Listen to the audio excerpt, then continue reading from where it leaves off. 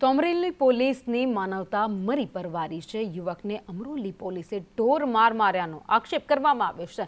10 થી 15 પોલીસ કર્મચારીઓ માર માર્યાના આક્ષેપ થયા છે। પોલીસે ફરિયાદ નોંધવાને બદલે માર માર્યાનો આક્ષેપ કરવામાં આવ્યો છે। યુવકને આખી રાત ગોંધી રાખ્યો અને ત્યારબાદ ઢોર માર માર્યો। પોલીસે ગોંધી રાખ્યા બાદ કોર્ટ મારફતે યુવકને છોડવામાં આવ્યો છે।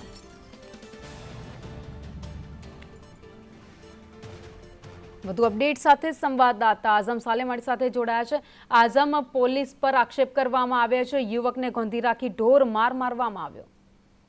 ઇજાગ્રસ્ત કિશન સાલવે અને તેની પત્ની કંચનબેન એવા આક્ષેપ કરી રહ્યા છે કે તેઓના બીજા લગ્ન હતા અને બીજા લગ્ન હોવાથી કિશનને તેની સાડી કાન ભમરી કરીને ઘર તોડવાનો પ્રયાસ કરતી હતી।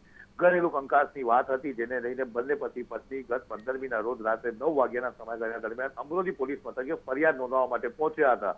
પરંતુ અમરોલી પોલીસ કર્મચારીઓએ ફરિયાદ નોંધવાના બદલે ઉલટાના ત્યાં હાજર પોલીસ કર્મીઓએ ઢોરની જેમ તેને માર માર્યો હતો।